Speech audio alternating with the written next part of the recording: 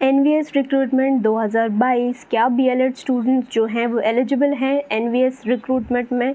TGT और PGT की जो पोस्ट हैं उन पर क्या हमारा जो एलिजिबिलिटी क्राइटेरिया है वो पूरा होता है कि हम एनवीएस के फॉर्म्स भर सकें या नहीं? ये सबसे बड़ा डाउट है जिसको आज के इस वीडियो में हम लेने वाले हैं। तो चलिए बढ़ेंगे आगे डिस्कशन पे। उसके पहले ओवर है, this is Radhika and welcome to BLED.in। BElEd से संबंधित सारी जानकारी लेने के लिए चैनल को ज़रूर से सब्सक्राइब कर लीजिए। तो यहाँ पर हम पूरे नोटिफिकेशन में बात करेंगे कि जो यहाँ पर रिक्रूटमेंट निकले हैं principal, post graduate teachers, trained graduate teachers और जो मिसलेनियस कैटेगरीज़ में वैकेंसीज़ निकली हैं उनमें क्या बीएलएड वाले स्टूडेंट्स जो हैं वो वैलिड हैं या नहीं, एक एक करके सभी की एलिजिबिलिटी क्राइटेरिया यहाँ पर चेक करने वाले हैं जो कि ये सारी पोस्ट यहाँ पर गिवन है। तो चलिए बढ़ जाते हैं आगे। सबसे पहले हम बात करते हैं प्रिंसिपल के लिए कि यहाँ पर क्या क्या जो एलिजिबिलिटी क्राइटेरिया है वो रिक्वायर्ड है फॉर बीइंग अ प्रिंसिपल, या फिर आप अगर प्रिंसिपल के लिए फॉर्म भरना चाहते हैं तो सबसे पहले जो एकेडमिक क्वालिफिकेशंस हैं वो है कि आपका मास्टर डिग्री होना चाहिए एक रिकॉग्नाइज्ड यूनिवर्सिटी जिसमें आपके 50% मार्क्स एग्रीगेट होने चाहिए और आपका बीएड और इक्विवेलेंट टीचिंग डिग्री होता।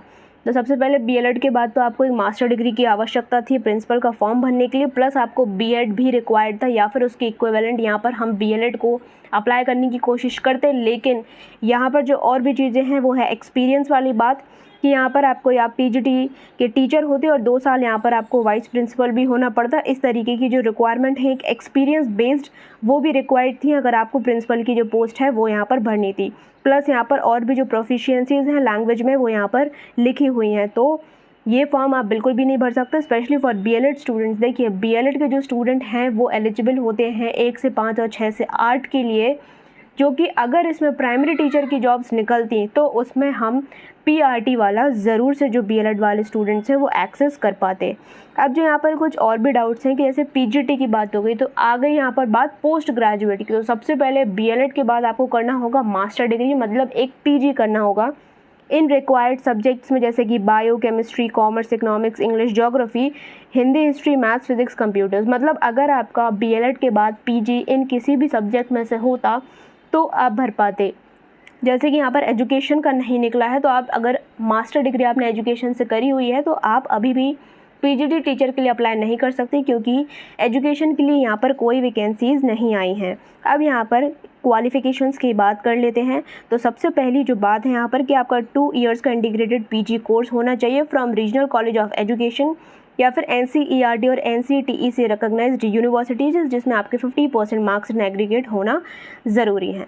अब यहाँ पर एक चीज़ जो बहुत इंपॉर्टेंट दी है कि BEd degree is not required for the candidates who have undergone 4 year integrated degree course. यहाँ पर साफ साफ लिखा हुआ है कि आपको पीजी तो चाहिए है पर्टिकुलर सब्जेक्ट से, लेकिन अगर आपने बीएड नहीं किया है तो कोई बात नहीं है। जिन्होंने 4 साल का प्रोग्राम किया है जैसे कि बीएड वाले स्टूडेंट्स, उनके लिए बीएड होना ज़रूरी यहाँ पर नहीं है। तो जो आपका रिकॉग्नाइज्ड यहाँ पर कोर्स है बीएलएड वो आप यहाँ पर लगा सकते थे, बट उसके लिए आपको यहाँ पर क्या चाहिए, पीजी चाहिए। तो ये सारे आपके सब्जेक्ट्स हैं।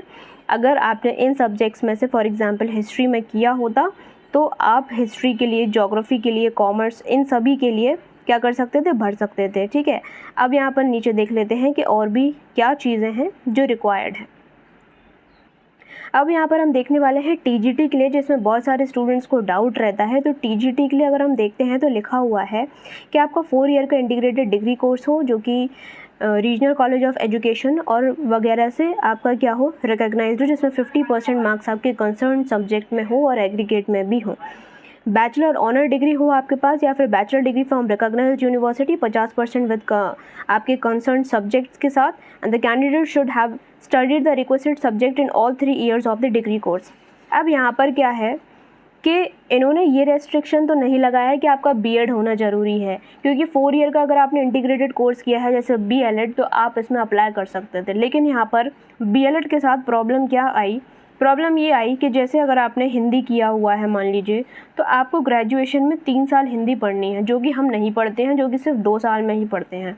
और इंग्लिश है वो भी हमारे 2 साल में ही हम पढ़ते हैं, 3 साल इंग्लिश को कंटिन्यू नहीं करते हैं।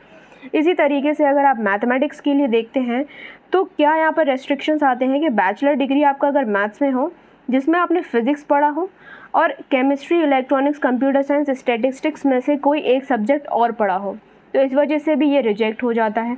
यहाँ पर जो टीजीटी है उसके लिए आप ये समझ लीजिए कि आपके सब्जेक्ट कॉम्बिनेशंस बनते हैं ट्रेंड ग्रेजुएट टीचर्स में, जो कि बीएलएड के साथ क्या है पॉसिबल नहीं हो पाते हैं।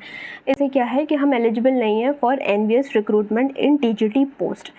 ऐसे ही सारे ही उसमें चलेगा, जैसे कि यहाँ पर आपका सोशल साइंस हो गया तो यहाँ पर आपको क्या है हिस्ट्री पढ़ना है, फिर ज्योग्राफी, इकोनॉमिक्स या पॉलिटिकल साइंस, एक आध सब्जेक्ट उन्होंने एक्स्ट्रा डाल दी, इसमें सब्जेक्ट कॉम्बिनेशंस नहीं बन रहे।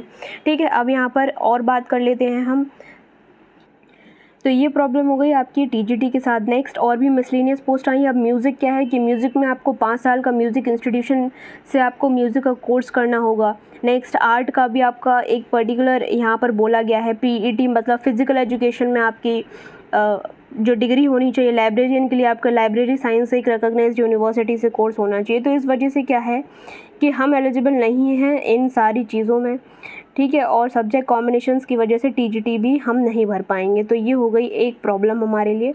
और इसके बाद आप अगर मास्टर डिग्री कर लेते हैं देन आप जो है पीजीटी के लिए फॉर श्योर भर सकते हैं, उसमें आपको कोई प्रॉब्लम नहीं आएगी। लेकिन आपका पीजी और उस पर्टिकुलर सब्जेक्ट की वैकेंसी होना बहुत ज़रूरी है। अगर हम बात कर लेते पीआरटी की, तो अगर प्राइमरी टीचर की यहाँ पर निकली होती है तो फॉर श्योर हम सभी लोग भर सकते हैं। एक्सपेक्टेड है अगर इन फ्यूचर केवीएस या एनवीएस किसी में भी प्राइमरी टीचर की अगर जॉब्स निकलती हैं तो बीएलएड वाले बिल्कुल एलिजिबल होंगे, आप उसके लिए यहाँ पर भर सकते हैं। ठीक है, so this was a video. I hope आपको हेल्पफुल लगा होगा, तो इसको ज़रूर से शेयर कर दीजिए। कोई भी डाउट्स होने पर नीचे कमेंट सेक्शन में सारे डाउट्स अपने लिख दीजिए, जिससे कि आप क्लियर हो सकें हर एक डाउट के साथ और आपको किसी भी तरीके का कोई कन्फ्यूजन नहीं। अगर आपको ये नोटिफिकेशन चाहिए तो मैं आपको टेलीग्राम चैनल पर शेयर कर दूँगी, जो कि आपको लिंक नीचे मिल जाएगा। जाइए और टेलीग्राम चैनल को ज्वाइन कर लीजिए। सो ये रहा टेलीग्राम चैनल, आपको लिंक मिल जाएगा नीचे। जो भी अपडेट्स रहते हैं बीएलएड के रिगार्डिंग आप सबको यहाँ पर सारी वीडियोस मिल जाएंगी। सो मिलते हैं गाइस हमारे next video. Till then take care, all the best buddies and bye bye.